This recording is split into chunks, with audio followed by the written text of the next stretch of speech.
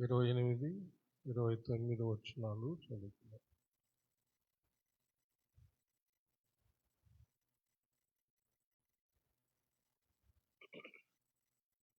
వారు మేము దేవుని క్రియలు జరిగించుటకు ఏమి చేయవలెనని ఆయనను అడుగగా, యేసు ఆయన పంపిన వాని యందు మీరు విశ్వాసం ఉంచుటయే దేవుని క్రియ అని వారితో చెప్పెను. మరలా చదువుతా 29. యేసు ఆయన పంపిన వాని యందు మీరు విశ్వాసం ఉంచుటయే దేవుని క్రియ అని వారితో చెప్పెను. దేవుడు తన పరిశుద్ధ వాక్యమును మన ఆత్మీయ మేళ నిమిత్తమై మన ఉనికిడిలో దీవించునుగాక. ఆమేన్. దయచేసి కూర్చోండి.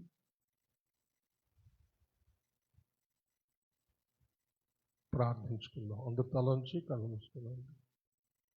మహాపరిశుద్ధుడు అయిన మా ప్రియ పరలోకపు తండ్రి, దయగలిగిన మా దేవ యెహోవా, మీకు వందనములు, స్తుతులు, స్తోత్రములు చెల్లిస్తున్నాము.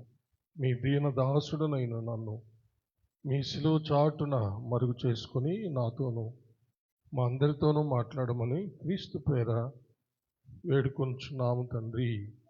ఆమేన్. హల్లెలూయా.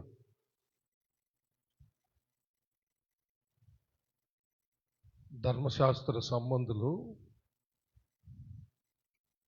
ఆ క్రియ, ఈ క్రియ, ఆ ఆజ్ఞ, ఈ ఆజ్ఞ, ఆ కట్టడ, ఈ కట్టడ, ఆ నిబంధన, ఈ నిబంధన, ఆ యొక్క ఆచారము, ఈ ఆచారం, ఆ సాంప్రదాయాలు, ఈ సాంప్రదాయాలు, వీటన్నిటినీ వాళ్ళు ఆలోచిస్తూ ఉంటారన్నమాట. అవన్నీ ఎవరిలో కనబడకపోయినా వారిని పాపిగా, దోషిగా వాళ్ళు తీర్పు తీరుస్తారన్నమాట. ప్రభు వాళ్ళతో మీరు ఎవరికి తీర్పు తీర్చకూడదని చెప్పాడు. ఎందుకంటే తీర్పు తీర్చే వ్యక్తి కూడా అదే స్థితిలో ఉన్నాడు కాబట్టి.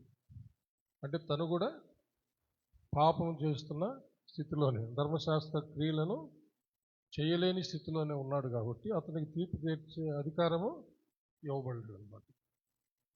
మత్తయి సువార్త 7వ అధ్యాయం మొదటి నుంచి చదివితే ఆ మాటలు మనకు స్పష్టంగా కనపడతాయి. మీరు తీర్పు తీర్చకుడి, అప్పుడు మిమ్మల్ని గూర్చి తీర్పు తీర్చబడదు.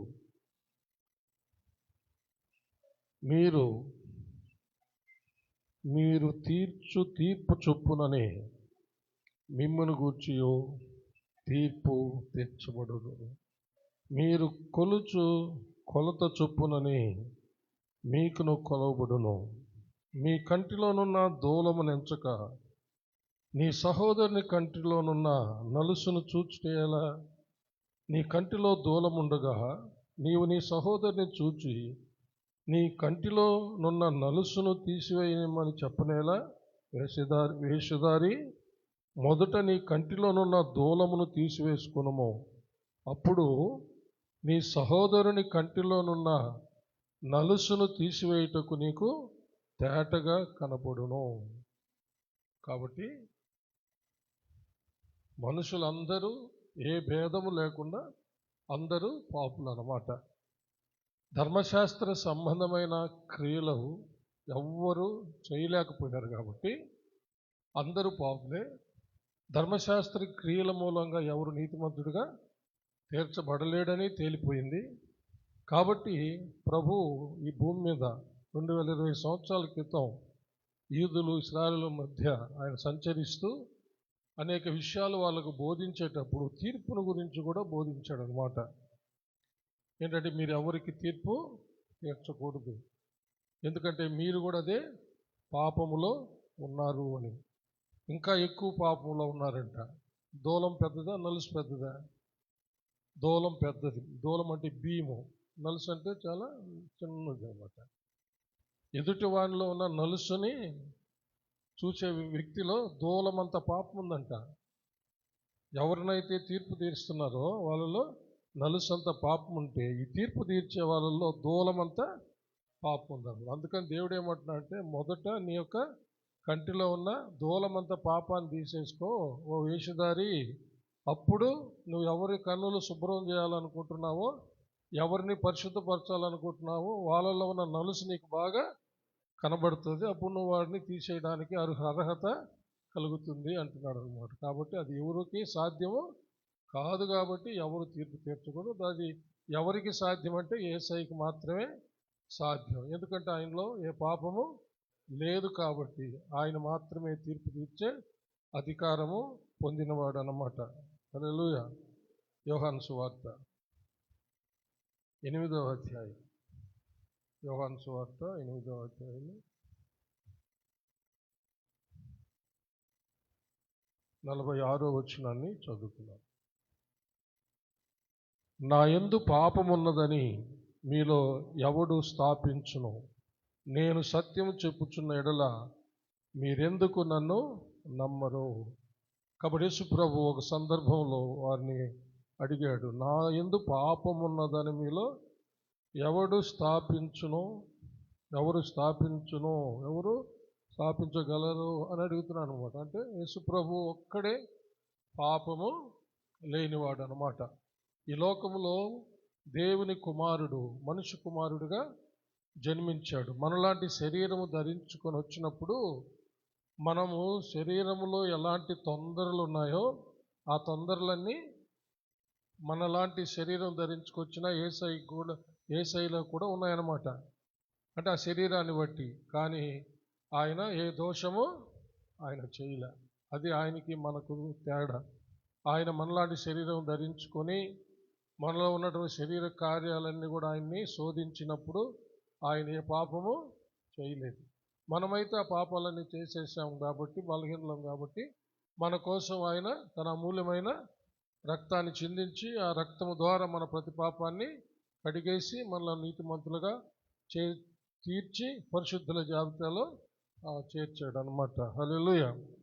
అయితే వాళ్ళు అడిగిన ప్రశ్నకు ఆయన జవాబు ఏం చెప్పాడంటే, మరి ధర్మశాస్త్ర సంబంధ క్రియల మూలంగా ఎవరు నీతిమంతులుగా తీర్చబడరని చెప్తున్నావు, మరి మేము దేవుని క్రియలు ఏం చేయాలి అని అడిగారనమాట. అర్థమైందా? హలో, నేను చెప్పింది అర్థమైందా? ధర్మశాస్త్రం ఇచ్చావు కదా, ధర్మశాస్త్ర సంబంధమైన క్రియలు వాళ్ళ నీతిమంతుడిగా తీర్చబడరు అంటున్నావు, మరి మేము దేవుని క్రియలు ఏం చేయాలి? దేవుని క్రియలు అంటే అసలు ఏంటి ఇప్పుడు అని అడుగుతున్నారనమాట. అది మనం చదివింది. వారు 28వ వచనం, 6వ అధ్యాయం 28వ వచనం, మేము దేవుని క్రియలు జరిగించుటకు ఏమి చేయవలనని ఆయనను అడుగుగా, యేసు ఆయన పంపిన వాని యందు మీరు విశ్వాసం ఉంచుటే దేవుని క్రియ అని వారితో చెప్పెను. చప్పలు కొట్టి దేవుని మహిమపడదాం. హల్లెలూయా. మీరు ఏం క్రియ చేయాలి అని అడుగుతున్నారు? మీరు దేవుణ్ణి నమ్ముతున్నారు, దేవుడు అనుగ్రహించిన ధర్మశాస్త్రాన్ని నమ్ముతున్నారు. ధర్మశాస్త్రం ఎవరిని నీతిమంతులుగా తీర్చలేకపోయింది అని చెప్తుంటే మీరు నన్ను నమ్మడం లేదు. కాబట్టి మీరు దేవుని నమ్ముతున్నట్టుగానే మీరు ఆయన పంపిన నన్ను నమ్మడమే దేవుని క్రియ అన్నాడు అనమాట. హల్లెలూయా. మీరు దేవుణ్ణి నమ్ముతున్నారు, దేవుడు పంపిన నన్ను కూడా మీరు నమ్మితే అదే దేవుని క్రియ. హల్లెలూయా. అర్థమైందండి? హల్లెలూయా. అంటే యూదులు, ఇశ్రాయేలీలు తమ దేవుడైన యెహోవాని బాగా నమ్ముతారన్నమాట. ధర్మశాస్త్రాన్ని నమ్ముతారు. ధర్మశాస్త్రాన్ని ఇచ్చిన మోషేని నమ్ముతారు. వారి పితరుడైన అబ్రహామును నమ్ముతారన్నమాట. అలాంటి నమ్మకంతో ఉన్నవాళ్ళు వారు నమ్మేటటువంటి దేవుడు పంపినటువంటి తన కుమారుడిని మాత్రం వాళ్ళు నమ్మట్లేదు. అందుకని ప్రభువు చెప్తున్నాడు, మీరు దేవుడిని విశ్వసిస్తున్నారు కదా, మీరు ఆయన పంపినటువంటి వాణిని, అంటే ఎవరు యేసు ప్రభుని తండ్రి కదా పంపాడు, అంటే తనను అని చెప్పలేదు, కానీ ఆయన ఎవరిని పంపాడో ఆయనను మీరు విశ్వసించడమే, నమ్మడమే దేవుని క్రియ. హల్లెలూయా. మనం కూడా ఇది తెలుసుకోవాలి. మనము నిత్య జీవం పొందడానికి మనము పరలోకం చేరడానికి మనకు ఉండాల్సిన ప్రథమమైనటువంటి క్రియ ఏంటంటే, దేవుడు మన రక్షణ కొరకు, మన విమోచన కొరకు ఈ లోకానికి పంపిన మన ప్రభు అయిన యేసుక్రీస్తును నమ్మడమే. ఆ క్రియ ఉంటే చాలు. ఇంకా ఏ క్రియ, ధర్మశాస్త్ర సంబంధం ఏ క్రియ కూడా నీకు అక్కరకు రాదు. హల్లెలూయా. ధర్మశాస్త్ర సంబంధం ఏ క్రియ కూడా అక్కరకు రాదు. దేవుడు పంపించినటువంటి యేసుక్రీస్తుని ఎరిగితే, ఆయన విశ్వాసం ఉంచితే, ఆయన నమ్మితే ఆ క్రియ మిమ్మల్ని రక్షిస్తుంది. ఆయన మిమ్మల్ని రక్షిస్తాడు. ఆయన రక్షకుడు. ఆయన నిత్య జీవాన్ని మీకు ప్రసాదిస్తాడని చాలా క్లియర్గా చెప్పడం జరిగిందనమాట. ఇది కూడా మనం తెలుసుకోవాలి. హల్లెలూయా. యేసుక్రీస్తుని నమ్మడమే అంటే తండ్రి అయిన దేవుడు ఆయన్ని మన కొరకు ఈ లోకానికి రక్షకుడుగా పంపించాడు. ఆయన దేవుని సొంత కుమారుడు, మానవ శరీరం ధరించుకొని మనిషి కుమారుడుగా పుట్టాడు. మనందరి కోసం ఆయన, సర్వలోక రక్షణ కోసం ఆయన సిలువ వేయబడ్డాడు, మరణించాడు, సమాధి చేయబడి 3వ దినాన తిరిగి లేచాడు. 40 దినాలు అందరికీ ఆయా సందర్భాల్లో కనబడి తను మరణం నుంచి లేచానని అనేక సూచనలు చూపించి అనేక రుజువులు చేసి ఆయన అందరి ఎదుట పరలోకానికి ఎక్కిపోయాడు. మరలా రాబోతున్నాడు, మమ్మల్ని తీసుకెళ్తాడు అని ఎవరైతే నమ్ముతారో అది క్రియ అన్నమాట. హల్లెలూయా. చప్పలు కొట్టి దేని మహిమపడతాం. అది లేకపోతే నువ్వు ఎన్నన్నా చేసుకో, యేసు ప్రభువు లేకుండా నువ్వు ఎన్ని చేసుకున్నా సరే, యేసు ప్రభువు లేకుండా నువ్వు దేవుని పేరట ఎన్ని చేసుకున్నా సరే నువ్వు పరలోకానికి మాత్రము నువ్వు చేరలేవన్నమాట. ఒక ప్రపంచ ప్రఖ్యాతిగాంచిన దైవజనుడు అమెరికాలో ఒక పెద్ద సంఘం, చాలా పెద్దది. వాళ్ళ నాన్న మంచి దైవజనుడు అనమాట. ఆయన కుమారుడిని ఒకరోజు ఇంటర్వ్యూకి పిలిచారంట క్రైస్తవులకి. మరి యేసు ఒక్కడే మార్గం అని చెప్తున్నారు కదా, మీరేం చెప్తారని అడిగారంట. ఆయన చాలా గొప్ప ప్రసంగికుడు. ఆయన గొప్ప పెద్ద, అంటే వాళ్ళ నాన్నగారు పెద్ద సంఘాన్ని కట్టాడు. వాళ్ళ కొడుకు అనమాట. అతను ఏం చెప్పాడంటే, నేను నమ్మను యేసుక్రీస్తు ఒక్కడే పరలోకానికి మార్గం అని చెప్పాడంట. ఎంతోమంది దేవుని మీద భయం భక్తి కలిగి ఉంటారు, వాళ్ళందరూ కూడా దేవుని దగ్గరికి పోతారు అన్నాడంట. క్రైస్తవ లోకమంతా ఒక్కసారి అతని గురించి ఆలోచించడం మొదలుపెట్టిందనమాట. ఎంత భయంకరమైనటువంటి విషయాన్ని చెప్పాడు. బైబిల్ చెప్తున్న సత్యం ఏమిటంటే, ఇప్పుడు కూడా విన్నాం ఆరాధన మెసేజ్లో, యేసయ్యకు తప్ప దేవుడు ఉండే చోటు ఎవరికి తెలియదు, అక్కడికి వెళ్ళేదానికి మార్గం ఎవరికి లోకంలో తెలియదు. యేసు ఒక్కడే ఆ మార్గము. హల్లెలూయా. అక్కడి నుంచి వచ్చింది ఆయనే, అక్కడికి తీసుకెళ్లే మార్గము ఆయనే అని బైబిల్ స్పష్టంగా చెప్తుంటే, వాళ్ళ ఫాదర్ చాలా గొప్ప సేవకుడు, ఈయన కూడా గొప్ప సేవకుడే, కానీ ఈ మధ్యన ఆ విధంగా చెప్పడం మొదలుపెట్టాడంట. అది అంత అంటే ఆ పేరు కొడితే అంత అది గూగుల్లో కూడా వస్తుంది అనమాట. ఆయన పేరు ఆస్టిన్, అతని పేరు జాన్ ఆస్టిన్ అనమాట. అతని పేరు కొడితే అంతా వస్తుందంట. అంత భయంకరంగా ఇంటర్వ్యూ చేశాడంట. ఇంకొక ప్రశ్న అడిగారంట, ఏంటంటే హోమోసెక్సువాలిటీ గురించి ఏం చెప్తారని. అంటే పురుషుడు కలుసుకోవడం, స్త్రీ కలుసుకోవడం, పురుషుడు పెళ్లి చేసుకోవడం, స్త్రీ పెళ్లి చేసుకోవడం ఏంటంటే అదేముంది, దాంట్లో ఏమీ లేదు, ఎవరి ఇష్టం వాళ్ళది అన్నాడంట. ఎవరు? పరిశుద్ధ బైబిల్ గ్రంథాన్ని బోధించే ఒక గొప్ప దైవజనుడు. అప్పుడు ఎవరు అసలు అతను ఎవరు దాగున్నారు? అతను ఎవరు దాగున్నారు? పైకి అంత గొప్ప సంఘం కలిగిన వాళ్ళ నాన్నగారు స్థాపించిన సంఘానికి కాపురిగా ఉంటూ అతన్ని ఒక జనరల్ ఇంటర్వ్యూ చేస్తే అతను ఎంత అబద్ధం అంటే సత్యానికి విరోధమైనది అతడు చేశాడు. దానికి కారణం ఏంటంటే అతడు క్రీస్తు విరోధి అన్నమాట. అతడు క్రీస్తు విరోధి. యోహాను రాసిన మొదటి పత్రికలో చూడండి,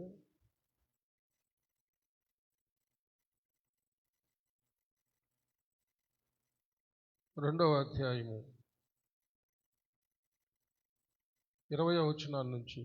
అయితే మీరు పరిశుద్ధిని వలన అభిషేకము నొందిన వారు గనుక సమస్తమును ఎరుగుదురు. మీరు సత్యమెరుగని వారైనందున నేను రాయలేదు గాని మీరు దానిని ఎరిగి ఉన్నందునను ఏ అబద్ధమును సత్య సంబంధమైనది కాదని ఎరిగి ఉన్నందునను మీకు వ్రాయిచున్నాను. యేసు క్రీస్తు కాడని చెప్పువాడు తప్ప ఎవడు అబద్ధికుడు? తండ్రిని కుమారుని ఒప్పుకొనని వీడే క్రీస్తు విరోధి. కుమారుని ఒప్పుకొనని ప్రతివాడును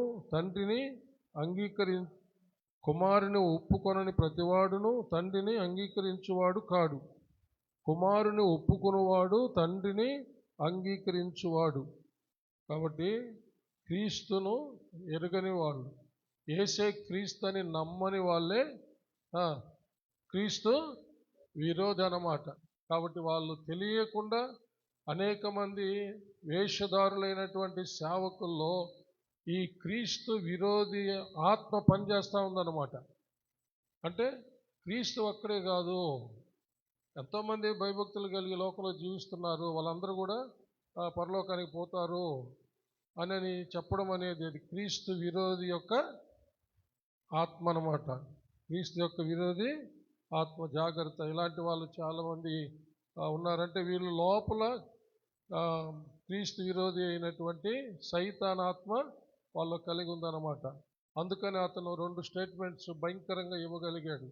ఎంత భయంకరమైనవంటే యేసుక్రీస్తే కాదు, భక్తి కలిగిన వాళ్ళందరూ పరలోకానికి పోతారని చెప్పడం, హోమోసెక్సువాలిటీని బలపరచడం, అదేముంది దాన్నేముంది ఎవరిష్టం వాళ్ళదని చెప్పడం. అలాంటప్పుడు దేవుడు భక్తి, పరిశుద్ధత, నీతి ఇవన్నీ ఎందుకప్పుడు? లోకంలో జంతువులు ఎట జీవిస్తున్నాయో అటు జీవించవచ్చు కదా. అటు అయిపోయింది. పాశ్చాత్య దేశాల్లో అలాంటి భయంకర పరిస్థితులు వచ్చేసి అవి మన ప్రాంతాలకు కూడా వ్యాపించేసాయి. చాలా ప్రమాదకరమైనవి. సొదొమ గొమొర్రాల పాపం అది. అందువల్లనే సొదొమ గొమొర్రాల పాపం దేవుని దృష్టికి ఘోరంగా వెళ్ళినప్పుడు ఆయన దాని మీదకి తన ఉగ్రతను కుమ్మరించాడు. ఉగ్రత అంటే న్యాయమైన తీర్పు అన్నమాట. కాబట్టి చాలా ప్రమాదకరమైన రోజుల్లో ఉన్నాం మనము. మన ప్రభు అయిన యేసయ్యకు విరోధమైనటువంటిది నమ్మితే వాళ్ళు క్రీస్తు విరోధి ఆత్మ. మనం కూడా మన ప్రభు అయిన యేసు క్రీస్తునే నమ్మాల. అదే నిజమైన క్రియ. హల్లెలూయా. ఆ క్రియ మనలో ఉంటే చాలు, మనం నిత్య జీవానికి మనము ఎవరినైతే నమ్ముతున్నామో ఆయనే మార్గం కాబట్టి ఆయనే మనలను తీసుకెళ్తాడు. చప్పలు కూడా దేవుని మహిమపడదాం. హల్లెలూయా. యోహాను సువార్త 14వ అధ్యాయం. యోహాను సువార్త 14వ అధ్యాయము మొదటి నుంచి కొన్ని వచనాలు 6వ వచనం చదువుదాం. మీ హృదయములను కలవరపడనీయకుడి, దేవుని యందు విశ్వాసముంచుచున్నారు, నా యందు విశ్వాసముంచుడి. నా తండ్రి ఇంట అనేక నివాసములు కలవు. లేని ఎడల మీతో చెప్పుదును, మీకు స్థలము సిద్ధపరచ వెలుచున్నాను. నేను వెళ్ళి మీకు స్థలము సిద్ధపరిచిన ఎడల నేనుండు స్థలములో మీరును ఉండులాగున మరలా వచ్చి నా యొద్ద ఉండుటకు మిమ్మును తీసుకొని పోవుదును. నేను వెలుచున్న స్థలమునకు మార్గం మీకు తెలియనని చెప్పెను. అందుకు తోమా, ప్రభా, ఎక్కడికి వెలుచున్నావో మాకు తెలియదే, ఆ మార్గం ఎలాగూ తెలియనని ఆయన అడుగుగా, యేసు, నేనే మార్గమును సత్యమును జీవమును, నా ద్వారానే తప్ప ఎవడునూ తండ్రి యొద్దకు రాడు. చప్పలు కొట్టి దేవుని మహిమ పెడదాం. Praise the Lord. ఇంత స్పష్టంగా బైబిల్ చెప్తూ ఉంటే అనేక మందిలో క్రీస్తు విరోధి యొక్క ఆత్మ పనిచేస్తూ సత్యానికి విరుద్ధమైనటువంటి బోధలంతా వచ్చేసాయి అన్నమాట. వాటినే దయ్యాల బోధ అని రాయబడింది బైబిలు. తిమోతికి రాసిన మొదటి పత్రిక 4వ అధ్యాయంలో మొదటి నుంచి మనం చూస్తే అక్కడ ఈ విషయాలు రాయబడి ఉన్నాయి. అయితే కడవరి దినములలో కొందరు అబద్ధికుల వేషధారణ వలన మోసపరచు ఆత్మల యందును దయ్యముల బోధ యందును లక్ష్యముంచి విశ్వాస భ్రష్టులగుదురని ఆత్మ తేటగా చెప్పుచున్నాడు. ఆ అబద్ధికులు వాతవేయబడిన మనస్సాక్షి గలవారై వివాహమును నిషేధించుచు సత్య విషయమై అనుభవ జ్ఞానము గల విశ్వాసులు కృతజ్ఞతాస్తుతులు చెల్లించి పుచ్చుకొను నిమిత్తము దేవుడు సృజించిన ఆహార వస్తువులను కొట్టిని తినుట మానవులనని చెప్పుదురు. దేవుడు సృజించిన ప్రతి వస్తువును మంచిది. కృతజ్ఞతాస్తుతులు చెల్లించి పుచ్చుకొనిన ఎడల ఏదియో నిషేధింపదగినది కాదు. ఏలయనగా అది దేవుని వాక్యం వలనను ప్రార్థన వలనను పవిత్రపరచబడుచున్నది. చప్పట్లు కొట్టి దేవుని మహిమపడదాం. అంటే ఈ కడవరి దినాల్లో అనేక మంది మోసపరిచే ఆత్మలు, దయ్యాల బోధల యందు విశ్వాస భ్రష్టులైపోతున్నారన్నమాట. అంటే విశ్వాస భ్రష్టులైపోయి విశ్వాసాన్ని కోల్పోతున్నారు. దానికి కారణం ఎవరంటే ఈ మోసపరిచే ఆత్మలు, దయ్యాల బోధలు అన్నమాట. అంటే ఇవన్నిటికీ హెడ్ ఎవరంటే క్రీస్తు విరోధి అయినటువంటి సైతాన్. క్రీస్తు విరోధి యొక్క ఆత్మ పనిచేస్తూ ఉందన్నమాట. వీళ్ళే వివాహం చేసుకోకూడదు అని చెప్తారనమాట. ఏం చెప్తారంట? వివాహాన్ని నిషేధిస్తారంట. దేవుడు తినవచ్చు అని చెప్పి సెలవిచ్చిన ఆహార పదార్థాలను కూడా కొన్నిటిని మానేయాలని చెప్తారంట. హలో, ఏం చెప్తారు? దేవుడు ఏర్పరిచిన ఆహార పదార్థాలను కూడా కొన్నిటిని మానాలని బోధ చేస్తారంట. అసలు పెళ్లి చేసుకోకూడదని బోధ చేస్తారంట. ఇవన్నీ ఈ దయ్యాల బోధలు, వాటి అధిపతి అయిన సైతాను బోధలు అన్నమాట. మోసపరిచే ఆత్మ. అందుకనే జాగ్రత్తగా ఉండాలి. మళ్ళీ ఒకసారి చదువుతామా? అయితే కడవరి దినములలో కొందరు అబద్ధికుల వేషధారణ వలన మోసపరచు ఆత్మల యందును దయ్యముల బోధ యందును లక్ష్యముంచి విశ్వాస భ్రష్టులగుదురని ఆత్మ తేటగా చెబుతున్నాడు. ఆ అబద్ధికులు వాత వేయబడిన మనస్సాక్షి గలవారై వివాహము నిషేధించుచు సత్య విషయమైన అనుభవ జ్ఞానము గల విశ్వాసులు కృతజ్ఞతాస్తుతులు చెల్లించి పుచ్చుకుని నిమిత్తము దేవుడు సృజించిన ఆహార వస్తువులను కొన్నిటిని తినుట మానవులనని చెప్పుతుంది.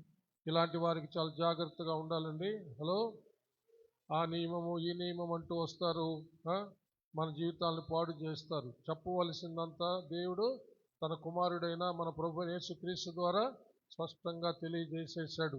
కాబట్టి మనము పరిశుద్ధాత్మ బోధ మనం వినాల.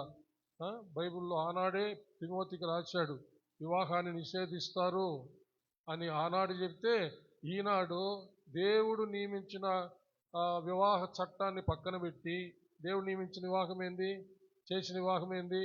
దేవుడు ఆదామును సృష్టించి ఆదాములో నుంచి అవ్వను తీసి, ఆదాముని అవ్వను అంటే ఆడ మగ ఆడ, మగవాళ్ళు ఆడవాళ్ళు పెళ్ళిళ్ళు చేసుకోవాలి. అది దేవుడు సెలవిచ్చింది, దేవుడు సృష్టించింది. కానీ ఇప్పుడు దాన్ని పక్కన పెట్టి కొంతమంది అయితే వివాహమే చేసుకోకూడదని కొందరు అంటూ ఉంటే, కొందరు దేవుడు చేసిన వివాహాన్ని పక్కన పెట్టి మగవాళ్ళు పెళ్లి చేసుకోవచ్చు, ఆడవాళ్ళు పెళ్లి చేసుకోవచ్చు అని దానికి చట్టం కూడా చేసి పెళ్ళిళ్ళు చేసి సర్టిఫికేట్స్ ఇస్తూ ఉన్నారు. పిల్లరా, ఎంత భయంకరంగా అయిపోయిందంటే వీటన్నిటికి కారణము దేవుని ఉగ్రత సమీపిస్తూ ఉంది. హల్లెలూయా. అందుకనే సంఘము ఈ విషయాలని వింటున్నప్పుడు చాలా జాగ్రత్తగా వాక్యానుసారంగా పరిశుద్ధాత్మ దేవుడు మనం నడిపిస్తున్న ప్రకారము మన పరిశుద్ధతను కాపాడుకోవాలా. హల్లెలూయా. అక్రమ మార్గాల్లో, ఈ అపవాది మార్గాల్లో, ఈ అంత్యక్రీస్తు అంటే క్రీస్తు విరోధి ఆత్మ అనేకులలో, అంటే ఎట్లా? కానీ క్రీస్తు విరోధి ఆత్మ అంటే క్రైస్తవులాగానే ఉంటారన్నమాట. క్రైస్తవ ప్రీచర్సే, క్రిస్టియన్ టీచర్సే, అంటే వాళ్ళు యేసు ప్రభుని గురించి చెప్తున్నట్టుగానే చెప్తూ వాళ్ళల్లో ఉన్నటువంటి ఆ భయంకరమైన క్రీస్తు విరోధి ఆత్మ ద్వారా ఇలాంటివి సంఘాన్ని పాడు చేస్తున్నారన్నమాట. విశ్వాస భ్రష్టులైపోతున్నారు. కాబట్టి జాగ్రత్త పడాలి. కాబట్టి ఒకే ఒక క్రియ, మనం మోక్షానికి పరలోకానికి వెళ్ళడానికి మనం కలిగి ఉండాల్సిన ఒకే క్రియ ఏమిటంటే యేసుక్రీస్తు దేవుని కుమారుడని నమ్మడమే. హల్లెలూయా. ఆయనను దేవుడు ఈ లోకానికి పంపించాడు అని నమ్మితే నిన్ను దేవుడు నిత్య జీవానికి తీసుకెళ్తాడు, నిత్య జీవం ఇస్తాడు. మత్తయి సువార్త 24వ అధ్యాయం, మత్తయి సువార్త 24వ అధ్యాయంలో ప్రభు సెలవిచ్చిన కొన్ని మాటలు మనము జాగ్రత్తగా ఆలోచిద్దాం. 19వ వచనాన్ని చదువుతాం. అయ్యో, ఆ దినములలో గర్భిణులకును పాలిచ్చు వారికి శ్రమ, అప్పుడు మహాశ్రమ కలుగును. గనుక మీరు పారిపోవుట చలికాలమందైనను విశ్రాంతి దినమందైనను సంభవింపకుండవలనని ప్రార్థించుడి. లోకారంభం నుండి ఇప్పటి వరకు నట్టి శ్రమ కలుగలేదు, ఇక ఎప్పుడునూ కలగబోదు. ఆ దినములు తక్కువ చేయబడకపోయిన ఎడల ఏ శరీరియు తప్పించుకొనడు. ఏర్పరచబడిన వారి నిమిత్తము ఆ దినములు తక్కువ చేయబడును. చూడండి 23వ వచనం. ఆ కాలమందు ఎవడైనను ఇదిగో క్రీస్తు ఇక్కడ ఉన్నాడు, అక్కడ ఉన్నాడు అని చెప్పిన ఎడల నమ్మకుడి. అబద్ధపు క్రీస్తులను, అబద్ధ ప్రవక్తలను వచ్చి సాధ్యమైతే ఏర్పరచబడిన వారిని సహితము మోసపరచుటకై గొప్ప సూచక క్రియలను, మహత్కార్యములను కనపరుచుదురు. ఇదిగో ముందుగా నేను మీతో చెప్పుచున్నాను. కాబట్టి ఎవరైనాను ఇదిగో అరణ్యములో ఉన్నాడని మీతో చెప్పినను వెళ్ళకుడి, ఇదిగో లోపలి గదిలో ఉన్నాడని చెప్పినను నమ్మకుడి. మెరుపు తూర్పున పుట్టి పడమట వరకు ఎలాగో కనబడునో అలాగే మనిషి కుమారుని రాకడయో ఉండును. పీనుగు ఎక్కడ ఉన్నదో అక్కడ గద్దలు పోగవును. సరే, ఎలాంటి భయంకర పరిస్థితులు రాబోతున్నాయో చూడండి. నేనే యేసుక్రీస్తునని చెప్పి అరణ్యంలో ఉన్నాడని చెప్పి, గదుల్లో ఉన్నాడని చెప్పి విశ్వాసుల్ని అరణ్యంలోకి తీసుకెళ్ళిపోయి పాడు చేసేది, గదుల్లోకి తీసుకెళ్ళిపోయి పాడు చేసేది, వాళ్ళ విశ్వాసాన్ని భ్రష్టు పట్టించేది అన్నమాట. అందుకని ముందుగానే దేవుడు చెప్తున్నాడు, యేసయ్య మొదటి రాకడలో వచ్చేసాడు. హల్లెలూయా. ఆయన్ని నమ్మని వాళ్ళు ఇంకా అనేక మంది ఉన్నారన్నమాట. ధర్మశాస్త్ర సంబంధులు యూదుల్లో, ఇజ్రాయేలీల్లో ఉన్నారు. లోకమంతటా సువార్త ప్రకటించబడుతున్నా కానీ యేసయ్యను నమ్మనటువంటి వాళ్ళందరూ ఉన్నారు. మరి వీళ్ళందరికీ నిజంగా నిత్య జీవము దక్కదు. నిత్య జీవం దక్కాలంటే, పరలోకానికి వెళ్ళాలంటే వాళ్ళు యేసుక్రీస్తును దేవుని కుమారుడని నమ్మాలి. హల్లెలూయా. దేవుడు ఆయనను మన కొరకు ఈ లోకానికి పంపాడని చెప్పి నమ్మితే ఆ క్రియ వలన, ఏ క్రియ? యేసు ప్రభువుని దేవుడు పంపించాడని నమ్మేటటువంటి ఆ క్రియ వలన పరలోకానికి వెళ్ళగలుగుతారు. ఆయనే తీసుకెళ్తాడు అనమాట. హల్లెలూయా. ముగిచేస్తున్నాను నేను. అట్టి కృప దేవుడు మనకందరికీ దయచేయను గాక. చెప్పాను కదా, ర్యాకెట్ లాగా లేక జట్ విమానంలాగా పరిగెత్తాలి, నాకు అర్థం కాలేదని. ఒక ఫ్యూ మినిట్స్ నాకు ఇచ్చారు, చాలా కొద్ది సమయం ఇచ్చారు, కానీ ఈ విషయాన్ని అర్థం చేసుకోండి. హల్లెలూయా. యేసు ప్రభువుని బాగా విశ్వసించండి. హల్లెలూయా. ఆయనని నమ్మడమే ప్రధానమైన క్రియ. హల్లెలూయా.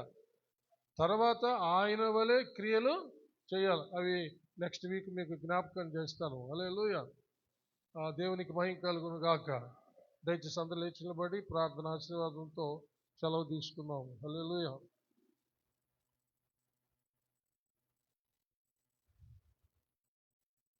అందరు తలంచి కన్ను మూసుకోనండి. కొంతమందికి భలే సంతోషం, పాస్టర్ భిన్నా ముగించాడని. కొంతమందికి చాలా దుఃఖం, పాస్టర్ వాక్యం అంతా చెప్పలేదు ఈరోజు అని. వాక్యం మీద ఆశ కలిగిన వాళ్ళందరికీ చాలా దుఃఖం, ఏంటి పాస్టర్ అంతా చెప్పలేదు, ఒక 15 నిమిషాలు చెప్పి ముగించేసాడని. వాక్యం మీద ఆసక్తి కలిగిన వాళ్ళకి ఎంతో దుఃఖం. భిన్నా ముగించేసాడు అనే వాళ్ళు చాలామంది ఉంటారు, వాళ్ళకి చాలా సంతోషం అన్నమాట. కానీ వాక్యమే మనలను రక్షిస్తుంది ప్రియులరా. హల్లెలూయా. కాబట్టి ఒక్క నిమిషం, ఇది చాలా ఇంపార్టెంట్ అయిన సందేశం. తర్వాత వారాల్లో చెప్తాను మిగతా సంగతులు. చాలా ప్రాముఖ్యమైన విషయం ఇదే. ఈ అంత్య దినాల్లో క్రీస్తు విరోధి ఆత్మ లోకమంతటా పనిచేస్తూ ఉంది. ఎందుకంటే మనం క్రీస్తు నుండి మనం దూరంగా తీసుకెళ్ళిపోయి, అంటే క్రీస్తు పేరటే తీసుకొని పోతాడు అనమాట. అదే ప్రమాదం ఇక్కడ. ఎట్లా? క్రీస్తు పేరటే తీసుకుపోతాడు అనమాట. నేనే క్రీస్తుని అనే, అంటే నేనే క్రీస్తుని, నేను చెప్పేది నిజం రండి అని దూరంగా, యేసయ్యకు దూరంగా తీసుకెళ్ళిపోయి వాళ్ళలో ఆ యొక్క పాయిజన్, ఆ తర్వాత తీసుకెళ్ళిపోయి ఆ పాయిజన్ పోస్తాడనమాట. విషం పోసినట్టే.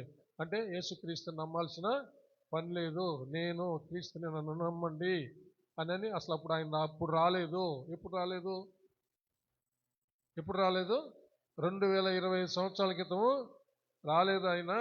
ఇప్పుడే నేను వచ్చాను, తండ్రి ఇప్పుడు పంపించాడు నన్నని మోసం చేస్తాడనమాట. ఎవరిని?